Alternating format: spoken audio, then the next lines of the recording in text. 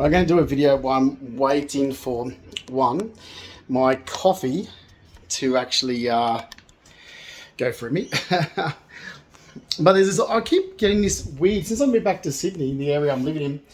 I don't know, okay, this is going to sound weird. I don't care. I'm going to put it out there. It feels like I've been drugged. I got drugged years ago when idiots were trying to make me look like a character that I wasn't after I was lied about in 2015. So some wankers at criminals realised that they had it wrong and actually did. I was out having a one-night stand and some dickhead actually dropped a G into my drink and a date rape drug and drugged me. Anyway, from my guts, you know when you get these sort of tastes like, you've drunken something that's chemical, and I don't drink alcohol and I don't use drugs. So honestly, I mean, burping up is something that has got this metallic taste that is really pissing me off, and I'm beginning that the last week, and it's making me feel sick. Makes me vomit, and it destroys my day because I can't go out. So while I'm waiting for that to pass, because I've got it again, I don't know what the fuck it is. But I'm going to go back to 2015 because I've got notes here, and it's where it comes from the medical industry, which is so hard to actually get a solicitor to actually fight this, especially when you've got family members that, look, my family are dickheads. The way that they've carried on the last 9 years, one thing to the other. So back in 2015, I already said this, look, I was lied about. There was a situation that was taken out of context. I'm like, yeah, but that's not true. Just because someone says to you information doesn't mean it's true. I told you, so the idiot said I was suicidal or something. I'm like, I'm not suicidal. You've misinterpreted something. Anyway, that should have ended there. Instead, I end up having some weird organisation who said, oh, we're going to rally around friends and family. I'm like, no, you're not. You're not going to break confidentiality and privacy laws because you think you are. So, look, I then went out and played a prank on some dickheads, and they kept harassing me. An organisation. And I was pretending to, I was trying to pretend I was high on drugs to get back at some, well, I was trying to gather names, to be honest, and send those names to Crime Stoppers, just so they can investigate. That was one. And the other thing, some idiot thought I was mentally retarded. So I was like, oh, you want to start this? You want to play these games? Watch me. Oh, yeah, hi. So I was being a smart ass to some dickheads going, hi, yeah, I've got a speech impediment. And yeah, this fucking idiot, Lavinia, comes up to me. And I'm there, I'm pretending I can't remember her. I don't remember you. Oh, but your face, you remind me of Nana Raby. Like this to her. Giovanni, my ex, was like, Justin, stop it. Because you know what these organisations are. They think you're being serious. I'm like, yeah, because they're fucking dumb. You watched me defund them. So I was doing it deliberately. Like I'm walking up going, I'm having a breakdown. I shake my hand with the left hand because it's close to the heart. Things like this. Being a dickhead. Anyway. So that made things worse. I was trying to get the truth top. But the truth is, so on some of these documents, there was one where this ridiculous, I'm looking at it going, mate, you're lucky. Like, I'm not going to back down. The organisation St. Vincent's. And I'm like, okay, you have a monstrosity organisation that's a shitload of money and you've made a mistake here. You're going to pay for it. Whichever way you like. I'm looking at this going, you have a university degree? It doesn't say much about people with university degrees, does it? So in one of the documents, I'm not going to pull that right now. I was reading the other day. It says, oh, he believed he had a green card to America. I'm like, no, I do have a green card to America. I went through the application years ago and applied for it. I've been sitting on it since 2014. Like, you know, fixing things to do in my life before I moved to America. So yeah, I do. It's not some libertarian bullshit. Not some greyhound therapy. That was one of them. He believed he's got it because he's rich. I'm like, I never said I was rich. But yeah, I do have over 100,000 in my savings. Yeah, that's right. And do have expensive assets and belongings, but I was on a good salary. And do you know where they got this from? Oh, the other thing was in it as well before I go off was I believe he studied to have the degrees that they require for America. I'm like, what are you talking about? That's what these idiots in St. Vincent's were saying to me. It's like, what are you talking about, you moron? You don't need a degree to move to America. Anyone can move to America. Anyone can get a green card to America. You don't need some magical degree in something, you deadbeat. Like, literally, these losers were imagining what you need to get a green card to America. I'm like, why don't you just ring the US consulate, like I did, and ask? Because you don't need a fucking degree. Like, I mean, it helps. Of course it helps. But you don't. Anyway, so...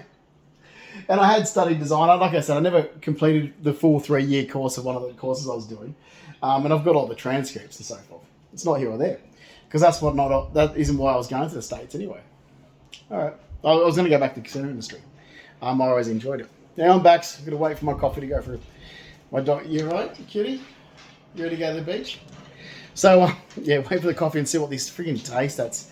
It tastes like I've drunken rusted metal, and it's in my stomach, and it makes me want to vomit. It destroys my days when I have this issue, whatever it is. I can't do anything with my day. I can't do a thing except sit down. Like, it's like, fucking hell, what is this shit? Anyway, so I thought I'll wait till it passes and we'll do this video. So anyway, so they're talking about, I'm like, okay, what family fucking member, what dickhead in Sydney, he doesn't know me? Because they're to these freaking idiots. I'm like, yeah, well, my dad does live in Empire Bay. I'm like, oh, he thinks he's rich. His dad lives in Empire Bay. I'm like, oh, I don't think I'm rich. My dad was a builder. And then I had these losers go, no, his dad wasn't. His dad was a nurse. I knew his dad. His dad worked in a nursing home, was an alcoholic, cannabis smoking, drug using. His dad's got nothing. His dad's poor. I'm like, that's my stepdad. You loser from the country. That's my stepdad. That's not my dad. Hang on, Baxter. My dad's Mark Fleming. So, and even on the Fleming side, I'm like, okay, the Fleming side are socialists. I'm not. My mum's side, the Purdy side, are capitalists. And let me explain to you this. So even if it came from the Fleming side, the wrong information, let me explain something. So I've had cousins on both sides of my family always jealous with our upbringing, what we had. So let me explain back in detail.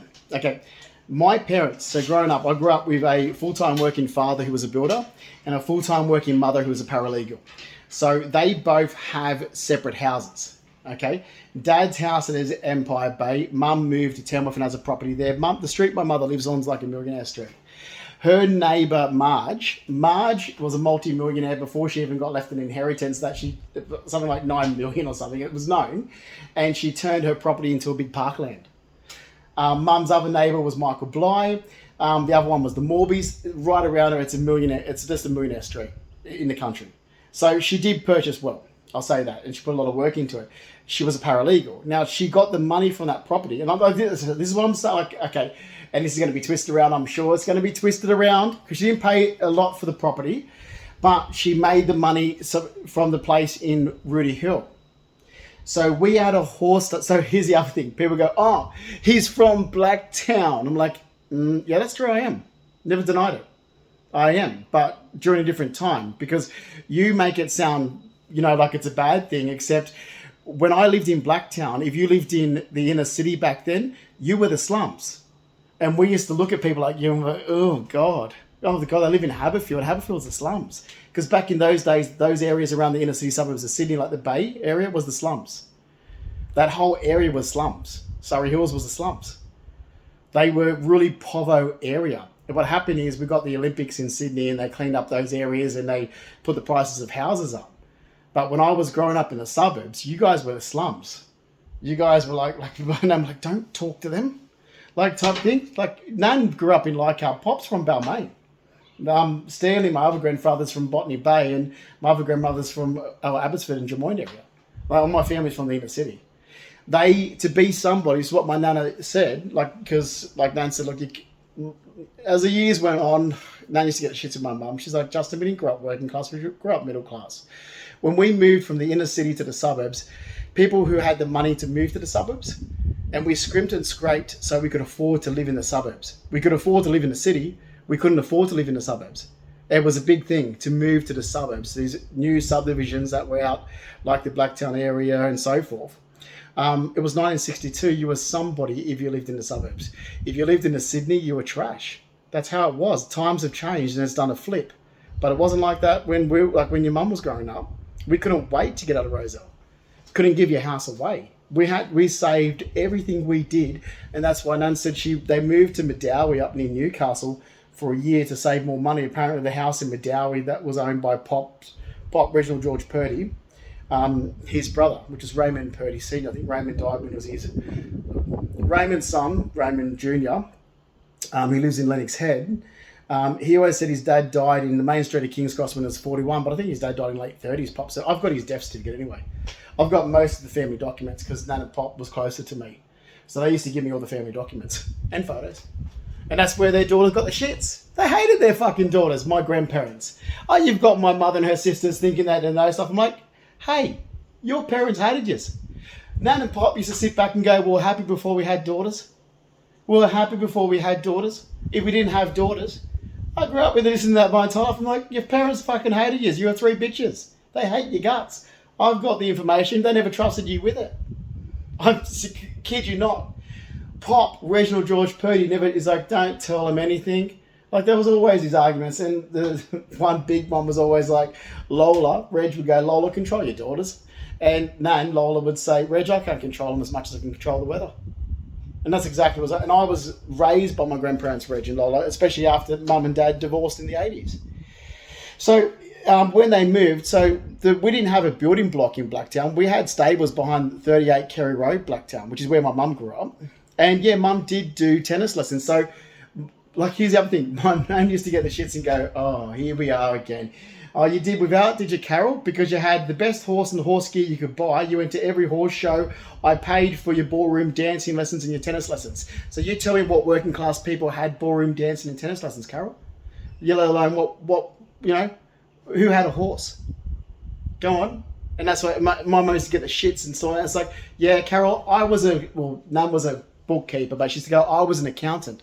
But Nan said, she actually studied. Like, Nan's like, Justin, I went to school to be an accountant. Like, I was a clerk in those days. She goes, Nan worked in Glebe. She goes, I only gave up my job to raise these ungrateful daughters. That's what she used to say.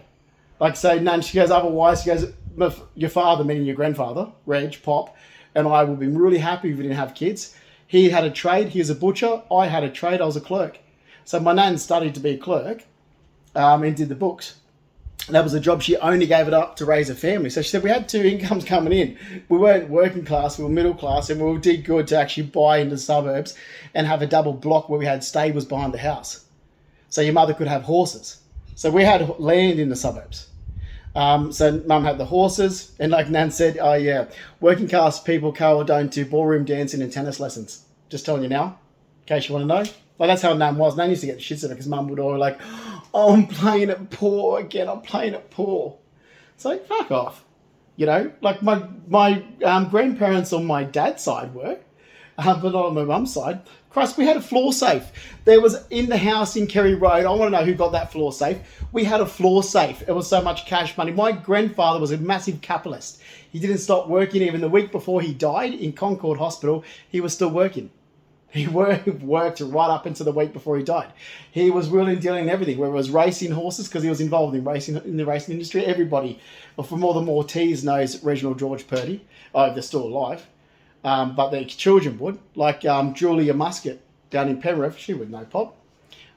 So did the ladies. So the ladies who used to own Lucky's Pizzeria in King Street in Newtown knew my grandfather. Here's the thing. So my grandfather, Reginald George Purdy, his mother, when I was born, so my great-grandmother was still living in Newtown after, her husband died and whatever.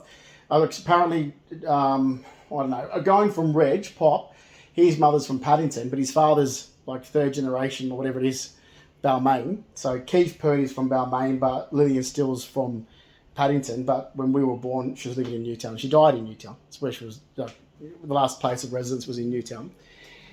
And these people in the inner city, and these ladies, Rose and Lucretia, Letitia, from Lucky's Pizzeria, I can't remember the last name. God, I haven't seen them for years. But they're from Balmain, they remember my Pop. We started back in 2001, I think it was. I started a conversation with them. I'm like, oh, you live here because Pop's from Mansfield Street, Rozelle. Pop's Reg Purdy. Like, oh, Reggie? We know Reggie. I'm like, you kidding? And I remember his brother as well. I'm like, yeah, we all grew up together, same street. Because Pop's from Mansfield Street, Rozelle. His brother is Raymond Purdy Sr. And the father is, Keith Purdy. His mother's Lillian Purdy, but her maiden name's Still. And I'm sitting there with these ladies who I've met as an adult, and they're going, oh my God, I remember your grandfather. And he moved to the suburbs. He moved to Blacktown where they had more land. And then so when we grew up, we had a horse stud in Rudy Hill. So like we grew up with stable, like 10 minutes from Parramatta, land. I would look around and was like, well, we've got land. What have you got? A unit? So we had land, stables, swimming pool, landscape gardens. So bring that back even further when I've said, so, they divorced, whatever. Mum wanted to move, so she moved from Sydney, brought a big horse stud where she lives. Beautiful area, beautiful street. That's what she wanted. Fine, I hate nature. I like concrete. Dad went to Empire Bay. Central Coast. Dad lived at Empire Bay on Hillcrest Road as long as Mum's lived in Tamworth. So we had a bedroom there, bedroom mums, whatever, bedroom at Nan and Pop's because Nan and Pop pretty much raised us. Nan's, like I said, Nan's from Leichhardt. The house my Nan grew up in is 43 Piper Street, Leichhardt. So I grew up calling that Nan's house. But my mum wants to get technical because that house was actually owned by Uncle Fred, whose real name is Leo Patrick Sayer. No, not the singer. That's insane. Leo Patrick Sayer is my great-grandmother, Mary Sayer, her brother. So it's Mary Sayer, there's Matthew John Sayer. The ones I grew up with is Mary Sayer, Matthew John Sayer, who lived his life out in Strathfield, in Jersey Road, Strathfield.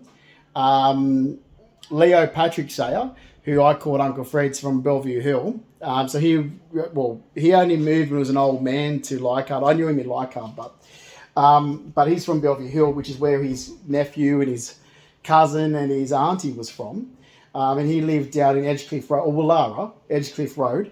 And his nephew is Gary Williams. So different Williams to my dad's side. So Gary Williams is my Nana Lola Purdy or Lola Keegan, her cousin, the Williams. So his father's Tommy Williams, his grandmother's Annie Williams, and Annie Williams was my great uncle's auntie. I know the family really well because I ended up being so much around my Nan and Pop and great grandmother that Amanda, my twin sister, didn't come with us. I always went with Nan around all these family members, which even meant Auntie Margaret Keegan's funeral, which is my mum's auntie, and her cousin, who's a retired police officer who still lives in Leichhardt now, which is little Brian Keegan, Brian Jr. His father's my nan's brother, Brian Sr., Brian Keegan. I went to his mother's funeral. It must have been around August or late 2003, and that's the last time I saw Gary Williams. And Nan, rushed me over to speak to her cousin. Nan loved her cousin; he was gay. So catching up, my Nana Lola was like, "Oh, you've got to keep in touch," because Nan was so excited when I was gay. Seriously, when I came out, I was a little kid that was gay. My Nan Lola was so excited because her favourite cousin, was gay. And her best time growing up was catching the tram from Leichhardt to Bellevue Hill to see her cousin and her grandmother and great-grandmother Bridget and so forth. And so we're at Auntie Margaret Keegan's funeral, and I was like, "Justin, this is Gary." So Gary Williams, her cousin. And anyway, And Nan's like, "Tell him about your grandmother's house," because I love that house. Like, Nan loved her grandmother's sister's house. Technically, this is how we talk, because that house is really owned by her grandmother's sister. And he's like, "Well, he sold it in Bellevue Hill. It was too large for him to manage, but he stayed living his life in Bondi." He was still living in Bondi in 2003. I have no idea where he is now. So that's my Nana Lola's side. They're everywhere. They're from the racing sides in Wellington, New South Wales. You've got the other side that's in the inner city of Sydney, Balmain, Leichhardt area. Then there was other family over here. There's other family that's down near Birkenhead Point. Oh, they're all distant now because all the ones I was close to is dead. So the family members I was close to is dead. So there's that. So all these family histories, why idiots were making up stories. I'm like, you're an idiot. What I said was the truth, but you think I'm from some fucking farm. And even the property that my mum has is surrounded by millionaires. So you're an idiot. You're making, you look like a fool. Anyway. Even my dad's sister's daughter my dad's sister's daughter, Rebecca, was so fucking jealous always growing up. And you get to a point where it's like, man, I'm an adult now, I can't deal with your shit. She's like, she used to get the shits, and she's like, "Oh, you're not born with a silver spoon in your mouth." I'm like, "No, I'm not. Never said I was, but my thoroughbred hack is worth more than my BMW. So I grew up riding around a horse that's worth more than my BMW." And that's the truth. When we sold my thoroughbred hack in 2005, it broke my heart. I love that horse. He was sold for more than what my BMW was worth. And that's the truth. It's like my boots is worth, they were talking about, in American stuff, it's like, yeah, my one-off designer labels, so? Mum's looking at this going, "Oh, you can afford Versace." I'm like, "Oh, you can afford that jacket from, where was it? One of the horse dealing, not Goodwoods. We used to get stuff from Goodwoods as well, but so did Nan and Pop. That was in Broadway. Stephen Thorogood was really close to his mother, actually. Knew us growing up. She's probably long dead, and Stephen Thorogood and his mother was close to my grandparents and my mother. I can't think of it. It starts with W. The other horse riding gear. It's like, my jacket's $300. My jacket's $300 that I'm wearing for one fucking class. I'm going into my mountain riding equipment English gentleman's class wearing a jacket that I wear twice a year, Carol. Like my expensive horse riding gear. I'm like, so this one jacket I wear twice a year and that's it. And you're whinging about how much a stylish designer label jacket's costing that I'm wearing right through the year, all the time, and you're complaining. Like, that's what she used to be like. It's like my hat, my beagle, the hat that I wore in my riding class, not my riding class, so like one class. I'm like, I'm wearing this one cap at a Royal or a National, twice a year? And how much did that beagle cost? What was it, $280 for that one fucking little beagle cap?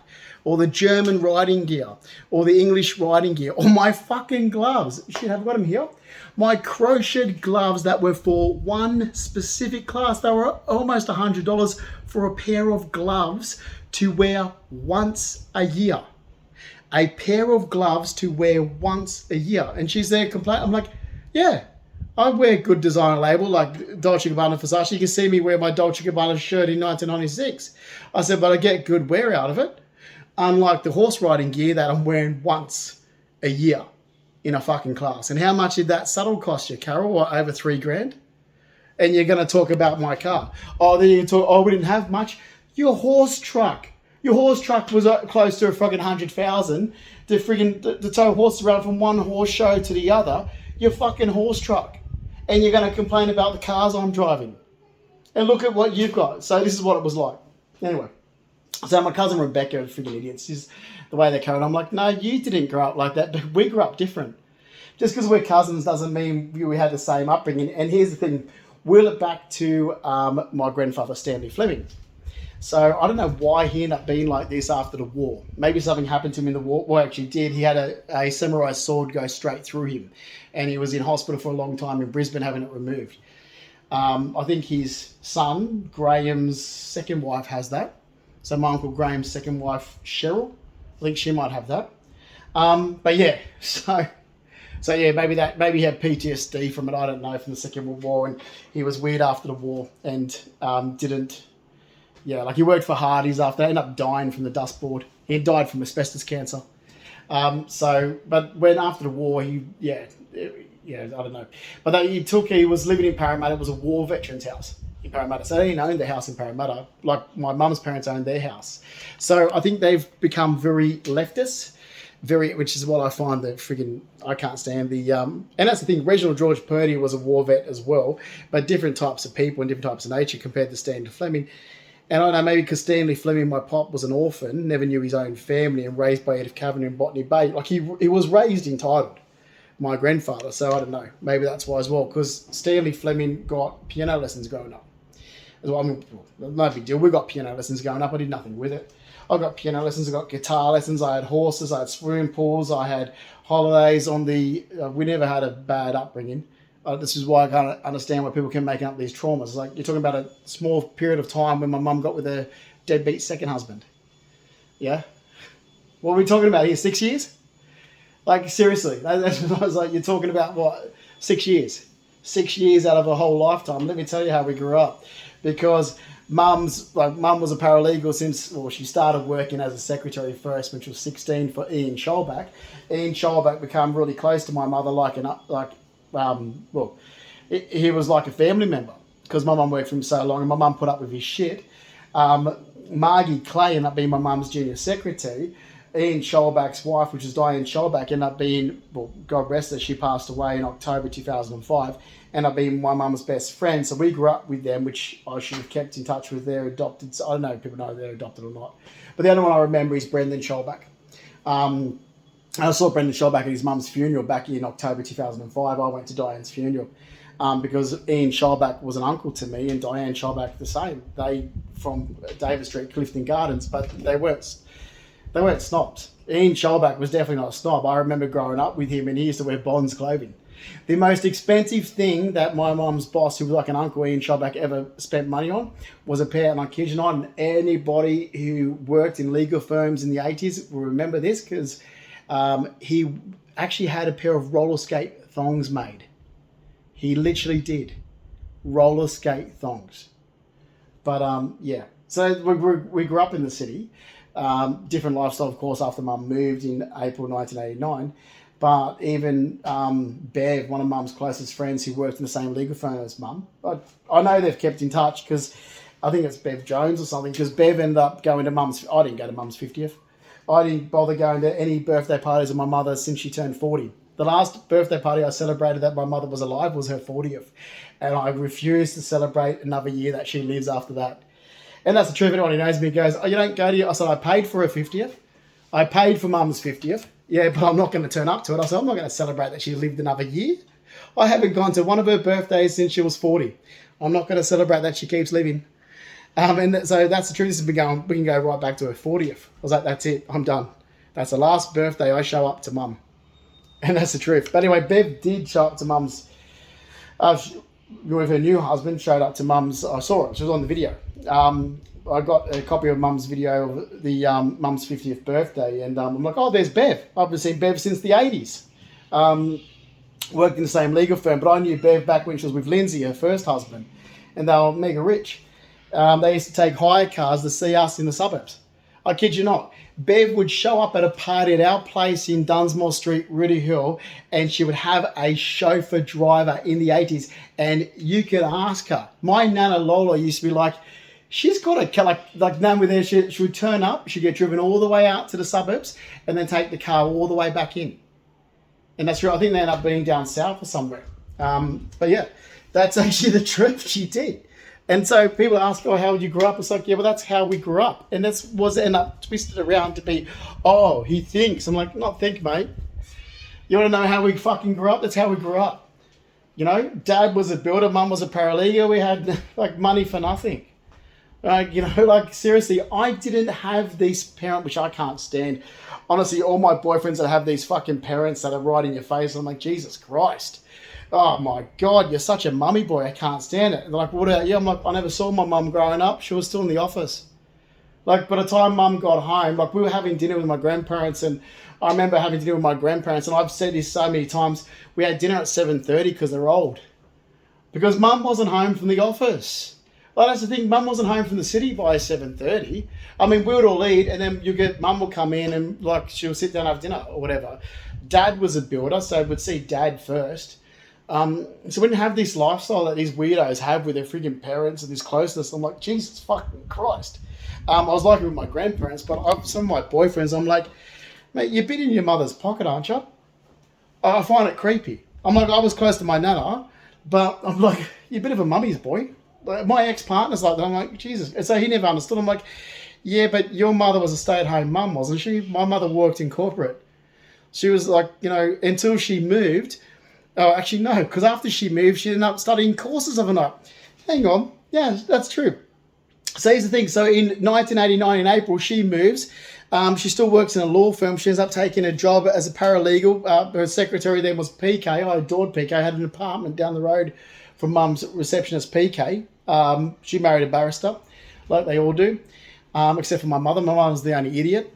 It was Lyons Barnett Kennedy. So then my mum worked for Lyons Barnett Kennedy. When she finished working at the law firm, she was studying a night job at TAFE. So we still never saw her. So this bullshit. It's like, yeah, but we never saw our parents growing up. I didn't have this weird lifestyle that you people have. I look at it and go, but you're weird.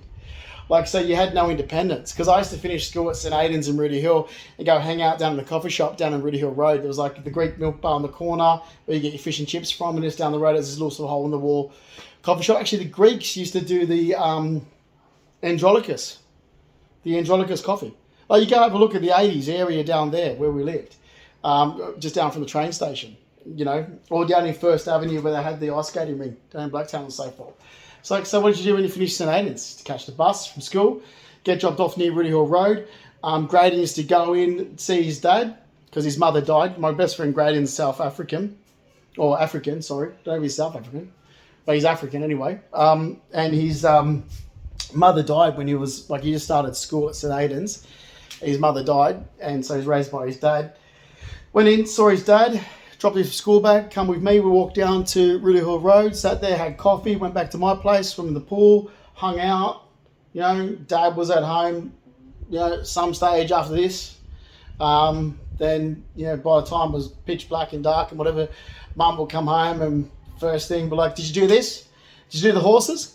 Seriously, that's like Mum would order all these men around to do what she wanted as a hobby. My dad used to get the shits. He had his own life. So they're your hobby, Carol. Did you go down the back and did you feed the horses? Did you do something? Like it's like 8:30 at night. Mum's come in from the train station. Something, Anyway, so no, I never saw them growing up. But was raised by my grandparents. So all this crap has gone on over the years. And I'm like, yeah, but I'm telling you the truth. And you're making up stories. And sure, like my grandparents, they retired to... So the house that they had on the Central Coast in Bangalow, they owned that, my grandparents. Stanley and Ruby Fleming. And then when Nan died in 2007, we kept it as a holiday house. So it was that. As I said, Dad's grandfather, he's from Dunedin. I know my entire family heritage, you fucking dickheads. Dad's great-grandparents, they're from Southampton and London. They moved to Dunedin. They had Frank Edward Hill's the one that looks German. Then they moved from Dunedin to Wallara, which is why Frank married his wife in Wallara. So my dad's grandfather married his grandmother in Wallara, which is Ada Gray, and Ada Gray's from Abbotsford family. I know all my fucking history of the family because I grew up with all the older people in my family, not my parents. The same as, like I said, Uncle Fred passed away. I was in my 20s when he passed away in James Street in Leichhardt. But, we sold the place in Leichhardt, which he owned, in 1999. Nan sold it. So 43 Piper Street was sold in Leichhardt in 1999. That was a big house. Jesus Christ, my Nana Lola used to whinge at how small it was. I'm like, it's a freestanding terraced house with 3 bedrooms. You find a 3-bedroom terraced house that big in Sydney. It was massive. Like, you go and have a look at 43 Piper Street, Leichhardt, where Nan grew up. And it's, across the road from the park, and there's a park behind it. Nan's sister, Auntie Mari, used to keep her racehorse in the park across the road. So, we all had racehorses. We all had equestrian horses. We all had money. Never said we were from some freaking silver spoon family. But, I don't know where this shit came from. Every statement I said was the truth. It's like, and why don't you talk to your mother? Because she's a fucking dickhead since she got with her second husband. Seriously, she let everything, she turned into a Lowie. Well, she did. Her second husband's family is deadbeat. And they're from her, I don't know, he was from somewhere in the suburbs of Sydney, which is how he knew my mother when they were teenagers. Then he ran off to Adelaide, where he had his first family in Adelaide, and they're low-life scrubbers from Adelaide. I always look at Adelaide and go, it's a country town. I went there, I was like, eesh, I can't believe I dated a guy from Adelaide. It's a fucking dirty country town. I remember going there on my way to go to Perth back in 2005. I was going to Perth for a holiday with my boss, Jackie Phillips, and my other boss, Tony Pacello. And I stopped off in Adelaide for the day. I thought, I'll spend the day in Adelaide and have a look at it. Stopped off. It was the old airport. And I'm like, oosh, Jesus Christ, this airport's smaller than Tamworth. And looked at the place and was like, oh, what a fucking dirty little country town. And left. I actually changed my flight and went the next flight out to Perth. I was like, Jesus fucking Christ, what a disgusting area. Then I ended up dating a guy from Adelaide, which was Gio. And he wanted to show me Adelaide. I'm like, mate, I've seen it. I saw it in 2005. I took a day there. I looked at it. I thought, what a shit ass freaking country town, and that's where you're from. And he showed me where he was from. I'm like, an industrial area of Adelaide that looks like it looks like Taminda of Tamworth, which is where you're from. Like, he actually took me part. So I went there in 2012. I'm like, oh God, for a weekend. So where Giovanni Consalvo grew up, I'm looking at this going, and he's like, because he thinks he's somebody, I'm like, you do know this area that you're from looks like Taminda of Tamworth. You know that? It's disgusting. I grew up in a city area environment, even the suburbs of Sydney. My grandparents are from the city. My mum's born in Darlinghurst. Dad's Parramatta. We spent our life growing up on the Central Coast as well. And then when Mum decided to move, we moved to a rich area. Well, the street that Mum lives in, they're all millionaires, basically. Oh, except maybe one. One's a bit of a deadbeat, but the rest of them they have the land around Mum's. And I'm looking at this going, ew, gross. You're from this fucking crappy area of Adelaide and you boast about it? It's disgusting, literally. And your dad's a what? and your mum was a stay-at-home nurse mum or some shit. I'm looking at this going, oh Christ, can we go back to Sydney, please? Like literally, Joe was showing me this freaking shit where he's from in Adelaide. I'm like, oh Christ. And he thinks he's somebody. He's like, oh, because I'm from Adelaide. I'm like, mate, where you from in Adelaide? And I saw this place in 2012, so I can imagine what it was like in the 70s, because I saw Adelaide in 2005, and I'm like, Jesus fucking Christ, what a little dirty country town. And he's there boasting about it in 2012, and I'm like, the area looks like Taminda. It's industrial. There's a brickworks down the road. It's a little industrial dirt patch of friggin' country town Adelaide. Oh, it was shit. It's like he grew up in a little country town box. Oh, it was fucking horrible. Oh, I couldn't believe it. I'm there going, okay. Meanwhile, here's where I've grown up in Sydney, and you think you're someone. All right? So, literally, I'm there thinking, well, if that's what it looks like now in 2012, what did this place look like 15 years ago? Like, I'm there literally going, Jesus fucking Christ. This guy is fucking delusional. He's there boasting about this shithole in Adelaide. I'm there going, yeah. So I saw it in 2012. I'm like, yeah, fuck. What did this look like 15 years ago? This is what it looks like now. Because it's still pretty much a country town now in 2012. And that's what it was like. So I'm like going, you're an idiot. You boast about this, and you grew up in a fucking country town of Adelaide. So, and it did. Anyway, and I'm like, meanwhile, this is why your parents don't accept you being gay, because of where they're from, because your mum's a convict. Like, yeah, I love this. I always go to my ex-partner, I'm like, oh, stop bullshit, no, you're Italian. Your mum's fucking convict Scottish, you dickhead. Dawn Carpenter. You can't get more of a fucking convict name than Dawn Carpenter. And that's your fucking mother's name. Oh, you're going to boast, oh, it's Geo. Oh, get fucked, you moron. Your mother's name's Dawn Carpenter. She's a fucking convict Scottish, you loser. Like, seriously. Anyway, you don't have a decent last name like Fleming or Purdy. You've got fucking Carpenter. That says it all. You know, the way people used to name friggin' convicts. Oh, what do? You're a carpenter, your last name's Carpenter. What do? You're a blacksmith, your last name's Smith. It's like, you've got a dirty fucking convict name. You fucking moron. Seriously.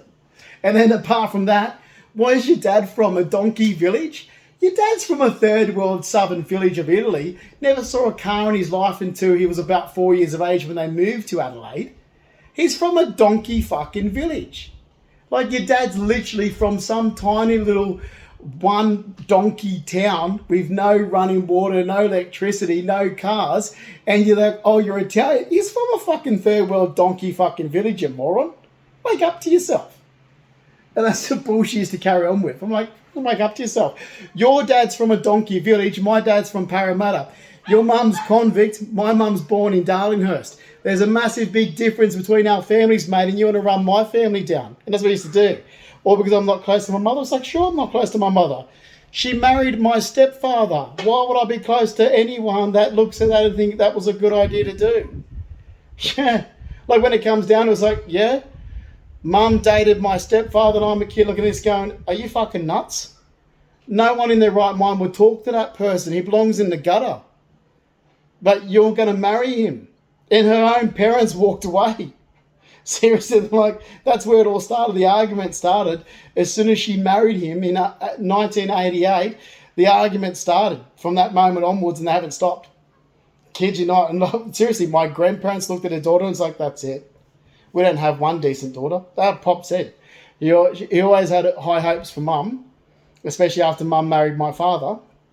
And like I said, like, my father wasn't, like, my father's a war veteran. I don't know what Ruby did. So they were not parents like my mum's parents, where my mum's father's a butcher, my mum's mother was an accountant. They're not parents like that. So I don't know what upbringing dad had in Parramatta. But fucking hell. Yeah. So it's bullshit. Oh, and then because I was saying this stuff to Jill, oh, you're racist. How am I racist, man? We sat back in my own family on dad's side because dad's father, Stanley's an orphan. He looks Arabic. No idea what nationality he is. Even on government records, it says there was no country of birth, no place of birth. He's raised by Edith Kavanagh in Botany Bay. But his name was Stanley Fleming on all records. but we'll never find out unless we can find the Kavanaghs or Edith's family. Edith was a spinster. I think she's buried in Botany Bay. And find if they've kept any documents to do with my pop. Anyway, so I'm like, how the fuck are we racist? You look at, like, you got photos, like, look at Stanley, my pop, and it's like, well, he's the most ethnic guy you'd ever see. He does look Arabic. Other people say he looks Turkish, looks this. We sat down in the family and go, oh, well, you know, who knows? Because he's so ethnic looking. Could have been, well, they always say, it could have been Italian. Because as soon as you look at Meredith, my cousin, who actually gets all the good qualities from pop, they're like Italian. She's got the olive skin, the lucky friggin' bitch. Like, seriously, Meredith has the olive skin from my pop, which is so lucky to have that. But she's got the blue eyes from my nan, Ruby. And, like, she gets the best part. We sit back, the rest of us, like, even her sister Fiona, and it's like, yeah, we all got the pasty white skin. She got the olive skin. It's like, she got the olive skin, she got the blue eyes. She's the one that's got all the best DNA from both friggin' grandparents, and it's no worry in the world. What did we get? The bowel problems. Seriously, the history of bowel problems. I kid you not. So, yeah, and that's the truth. We'd sit back going, so the one cousin, it's like, we all sit back, even, I'm sure, Joan, who I've always been close to, Joan Hillier, which is Meredith's sister, she said that, oh, everyone's all for Meredith. I'm like, everyone's always been for Meredith. Meredith got the good qualities of our grandparents. We all sit back with the dregs. All the good stuff went to one of them, Meredith, and she's fine with her little... I'm not saying this to be nasty. I adore Meredith and her husband. Yeah, she married a foot doctor. They've got their great little lifestyle down there in Shell Harbour. And she's they look at her and go, man, did you ever have any worries in the world? You've got a beautiful figure from my nan. Ruby Jean Hill had the most amazing hereditary like legs, like you see. So you got nan's legs, nan's eyes, pop skin. Seriously, and I've actually been saying this the other day to Fiona. I'm like, what worries? Like, she's one of those people you look at, it's like, man, did you ever have anything to worry about ever in your life? Because you just got the best qualities of the DNA of both of our grandparents. And I'm looking at her going, and it's true. It's like, man, you could just wake up and you look like you've been airbrushed. Like, and it's literally, like, you know, that's how, like, if you get the two DNA of my grandparents together. The rest of us got the dregs and we've got the bowel problems. You know. So yeah, so even like Joan would say that, you know, I've got the stuff to do with Joe, like, you know, Joe and I are similar in some ways. They're blonde and pasty white. I can go dark and tanned like Pop did. Well, Pop wasn't naturally dark skinned. Doesn't matter if it was winter or summer, or if he never saw sunlight, he was just dark olive skin. Stanley. But yeah, so yeah, like, you know, Dad, whatever, they grew up in Parramatta, and then, you know, so ethnic area. I'm from an ethnic area, Sydney. We start looking at Dad's family. So, Dad's older sister, Aunt Sandra, she does look Greek. So we've sat back and said, okay, well, who knows? This is what we all sat on the Fleming side and go, well, we don't really know, but he's definitely, like, he's got the ethnic look, which is why we all passed down for a generation.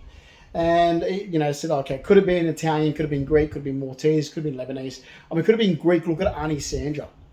Because Auntie Sandra, like, and I even say this, like, and I said to Fiona, I'm like, hang on, didn't one of you say that one of our family members was just Jewish?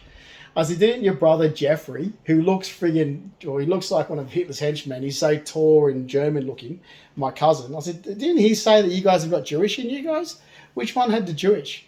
And I said, I know Ada, Nan's grandmother, had the hook nose and the frizzy hair, and Nan had the hook nose. And Fiona goes, oh, I've got to laugh, the hook nose. I'm like, well, what would you call it? It's a massive, big, friggin' hook nose.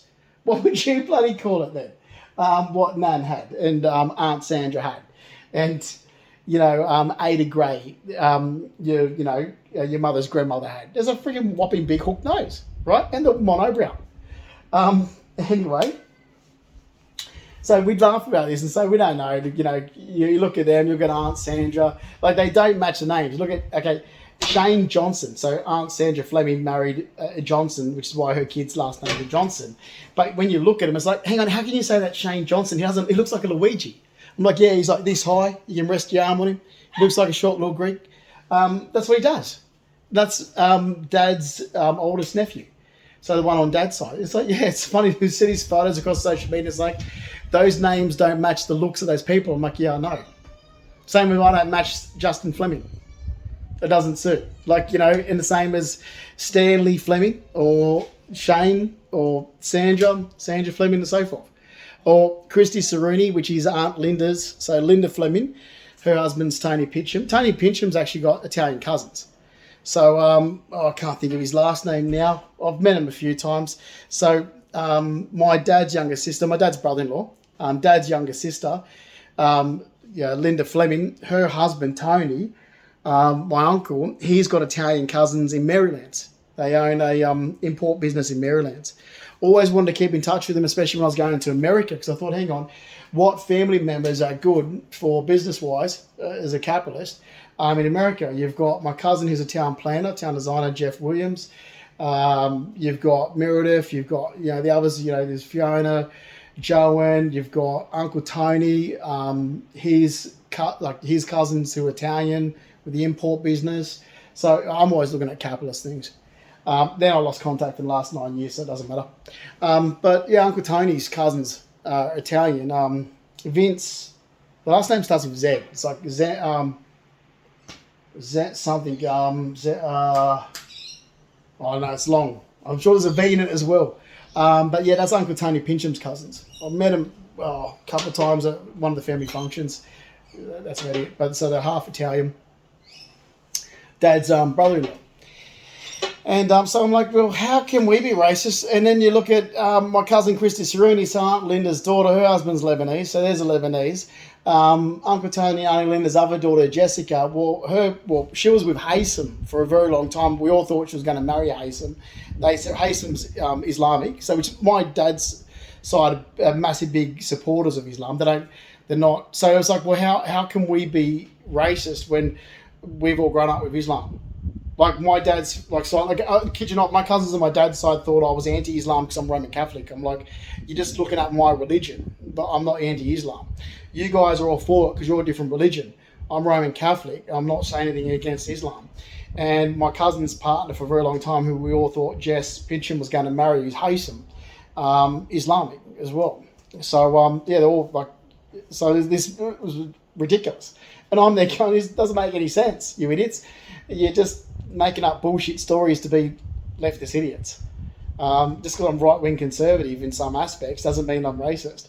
And then you look at, so my favourite cousins are Lebanese. So, my favourite cousins are fucking Lebanese. And we like my cousin Christy Ceruni is my first cousin, Lebanese. And they're my favourite ones. And where did I grow up? And then you've got, like I said, Jessica. Okay, Jessica, when she separated with Haysom, she went with Chris. Chris from the circus is Brazilian, and that's why her daughter, the first daughter, Liliana, is half Brazilian. I'm like, well, Liliana's my second cousin. Her father's Brazilian. So you can't get more nationalities in one whole family than you can look at my family. Mum's side, Mum's younger sister, Miriam Mihowski. So Miriam Purdy, she married Richard Mihowski. Now, I grew up with Richard Mihowski since I was 4 years of age. Richard's Polish, but his grandmother's Russian, his grandfather's Polish. Nadia Mihowski, who married John Mihowski, I think it was it John Mihowski? No, John Mihowski is Richard's father. I think. Or there might be, could be two Johns. Anyway, Nadia's Macedonian. So there's photos of me and there's Nadia, who's Macedonian, then his other auntie's Czech Republic. I'm like, so we're talking about over 40 years grown up around ethnic people. So you're not making any sense if you're going to start calling me racist. Makes no fucking sense at all, because my own uncle's ethnic. The uncle who I grew up with since age 4 is Polish. He's fucking Polish. His grandmother's Russian. So you're accusing me, and this is what the left do. They do it all the fucking time. I think this is where I do like Richard Mihowski, because he's a right-wing supporter. And I'm like, yeah, and your father's an immigrant. Like my uncle's father's an immigrant, Polish. His grandparents fled the war, Russian. His other auntie, Nadia Mihowski, is Macedonian. And he's got, I can't think of her name, the other auntie. I remember her from all the family functions. I haven't seen her for years. But she's former Czech Republic. So I'm like, so you don't tell me how my family's racist when you're not going to find this many mixes of nationalities in one family. And even my Nana Lola used to boast about her great-grandmother being French. So you're going to tell me how anyone in my family could ever be racist when you would never find one family with this amount of nationalities in one family. You know, so it makes no sense. So I've stood up 9 years ago, then my family's been dickheads. I'm like, you're a fucking idiot. Do you not understand I'm standing up for you when idiots were saying, oh, racist? I'm like, how the fuck are they racist? Like, tell me, because we've all grown up ethnic. Like, you know, I'm 4 years of age when my auntie Marianne brings her boyfriend home, Richard Mihowski, and his brother, Andrew Mihowski. And it was at Christmas time, because I remember the first conversation I had with them, I'm walking around with a sack of nuts. Yeah, like, kid you not, like in the backyard of 38 Kerry Road, Blacktown, and I walk up to Uncle Richard and Uncle Andrew Mihowski, and I gave him a nut. I remember Andrew's like, I gave him one of the nuts that you need a nutcracker to open. Andrew threw it over the fence. Like, I can go back to that memory, and from that day on, I've hung around Richard Mihowski and Andrew Mihowski, my uncles. So my auntie married Richard Mihowski. I was one of the junior page boys. And I grew up around an ethnic family. I grew up in an ethnic environment. I grew up in an extremely ethnic school of St. Aidan's and Rooty Hill. Things changed very drastically when my mother decided to run away from Sydney, and I'm around Australians and I couldn't adapt. And that's true. I couldn't adapt. I thought they were fucking freaks. Like, mum's there going, you're going to have to change, you know, we've moved. You're going to have to change to fit in with these people. I'm like, how the fuck do I fit in with these people? I'm walking around with massive big gold chains and big ghetto rings and my ears pierced and friggin' like designer labels. I've got Reebok fucking pumps. I've got high tops. And you want to friggin' change and be like these people that go and fucking fishing and shit? I have no idea. They play fucking cricket. I play baseball. I grew up playing soccer. The only thing I've got in common is we do Royals and Nationals with the horses. I would make that a common thing. I can't fucking stand these people. Seriously. And it was like fucking the drag to go to the high school. It was like, Jesus fucking Christ. How can I communicate with these people when they're so stupid? That's what it was like. I used to come home and I'd be on the phone to Nan and Pop, Reginald. I'm like, they're like, how was school? I'm like, they're fucking dumb. They're so fucking dumb. I was having a conversation, they talking about the horse stuff we had in Sydney. They're like, oh, you've got horses in Sydney. Where do you keep them on the roof? I'm like, yes. We keep our horses on the roof in Sydney. That's where we keep them. You fucking dumb idiot.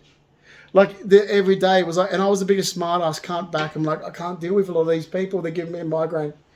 Like, seriously, my grandfather, Reg, would be like, yeah, I had to deal with him in the racing industry, like when you're going for a breeding. Like, Pop would never leave the inner city. He went to the suburbs, that was it. As I would never leave Balmain. Your nana made me move from Balmain, and we're in the suburbs, and that's it. But I wouldn't go that far. He would refuse to visit his daughter, my mother, when she moved. He refused. So I'm not even going to visit you. I can't stand. He hates country people. So did my nana. My nana was the same thing. We're in Wellington with her father, who was a jockey. So her father, Arthur Keegan, was a jockey. Her mother was a seamstress. My great grandmother was a seamstress designer, and that's Mary Sayer. And Nan was the same thing. She goes, oh, Justin, you got no idea. We had to put up with these people when Dad was a jockey. Like, you know, they own racehorses. And she's like, oh, they're just stupid. I'll tell you what you want to do to them. You just have to smile and agree. You just bite your tongue. It was always bite your tongue, keep the peace. You have tolerance. You walk away. You come inside. Do what Reg and I do.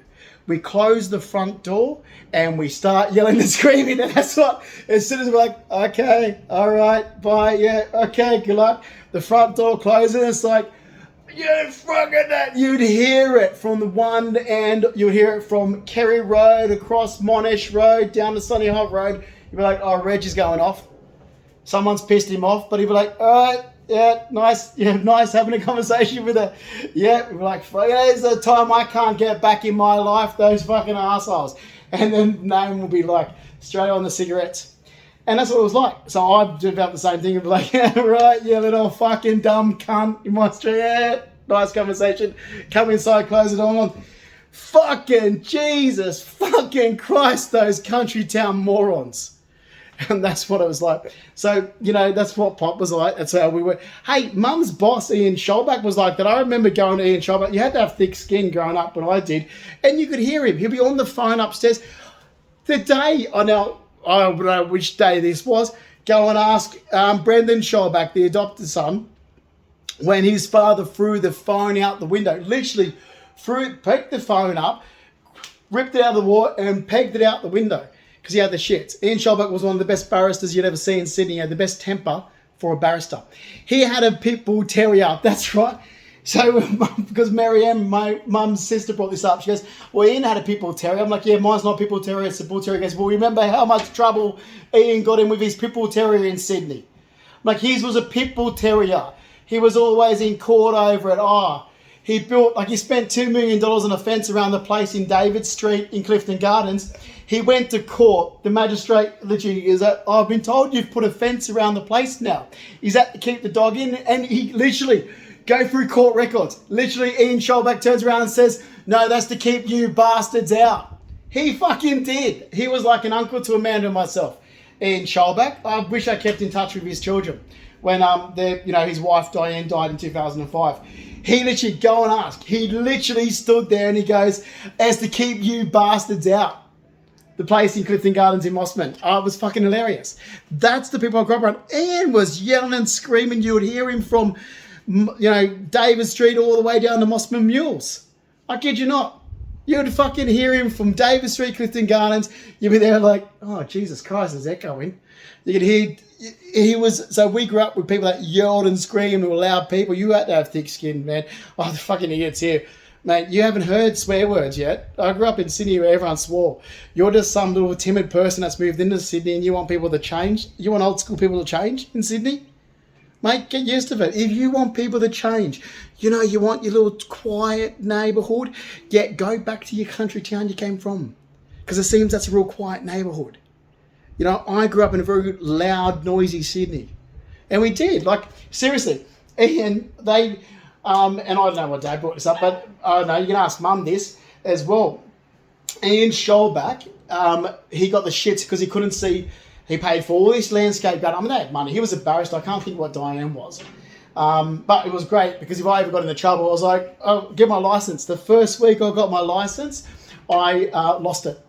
Literally, I got my P plates. I must have been somewhere driving around Ryde or something. I was off visiting a cousin or something. And Mum's like, you've just got your fucking license and you've lost it. I'm like, I was putting my seatbelt on as I was pulling away from the curb. This is what I was doing. Hang on, I'll show you the fucking prick of it. And I'm like, the copper saw P plates and he's just harassing me. So I did this. I remember it clearly. I've gone blinker on and I've gone that as I've pulled away and clipped it in.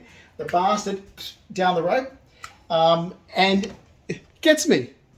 Literally gets me. I'm like, are you fucking shitting me? I'm like, but I was pulling on. He goes, the law says. I'm like, get fucked. And it was a double point weekend. My mother was going off her head. She goes, all right, we're going to Liverpool Street. We're going to see what. So I walked into Ian Shelbeck's. By then, he had the law firm in Liverpool Street. He's like, oh, you get off this. Carol, go and represent him. It's simple. He'll get off this. And then just after, he's like, they saw the P plate. He's in a freaking red hotted up car. And Mum's there going, I told you. And you wanted to buy a sports car. So, because when Mum wouldn't let me buy a sports car when I was 16, I'm like, no, I'm looking through the trading post. We're at Kerry Road. And I'm looking at cars. Next minute, Mum's like, what's he looking at? And she went off her head and she's like, Dad, he wants a sports car. He's going to be a magnet to police, blah, blah. You want a sports car? You're 17 years of age. I was like, oh, because Mum's neighbour, he was getting his son a BMW. And that's the thing, like Mum's neighbour friggin', even Ben Dunn up the road had a BMW. I'm like, oh, so I can't have what I want, but they can have what they want. Ben Dunn's got a BMW. Michael Bly's son's got a BMW. Like, seriously? Anyway, that's what it was like. She goes, no, you can get a sensible car until you're 21. So I'm like, all right, fuck you then. You want me to get a four-door car? I got a muscle car. Hotted up, lowered, right back to the cat. Double exhaust, subwoofer, you name it. So come home with this. I was like, you said I couldn't get a two-door car. So this is what I got. Literally, she had the shits.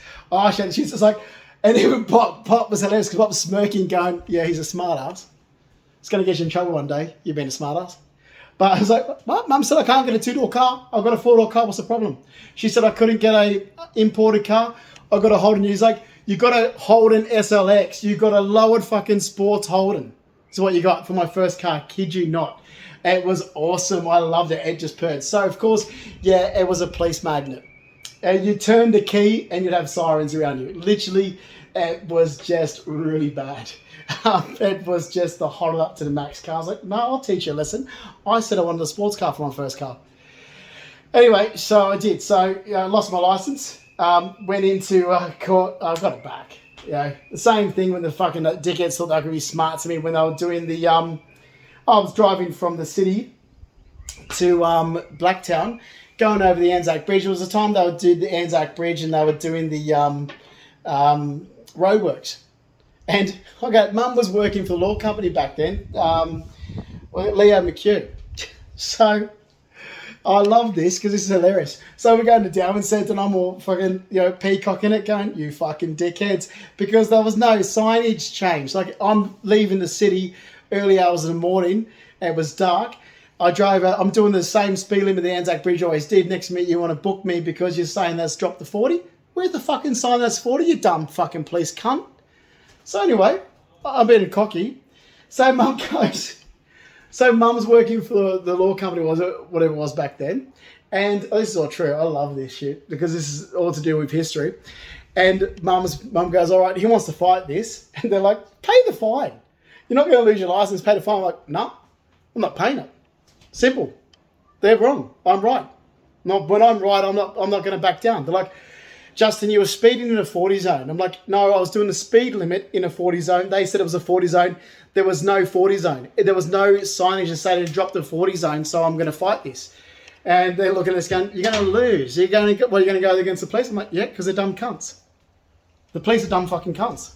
Well, they don't even know the laws. So I'm there going, because I've been brought up. Anyway, I've been a smart ass. Mum's there going, all right, fine, he wants to fight it. It's your money. So literally go in. It was in Darwin Centre. So they're being smart ass. They think they're cocky fucking wankers. Anyway, we go in and so I'm fighting this charge. And basically I was doing the speed limit for what the speed limit was on the bridge if it wasn't a 40 zone. So they want to bring in photographs of the bridge. And they asked, can we use this as evidence? And I said, is it taken at the time that I was booked? And they said, no. It was taken in the daytime. I said, no. Because it wasn't the exact time that I was booked. You know, photos of the bridge with that signage, which was nighttime. It was dark.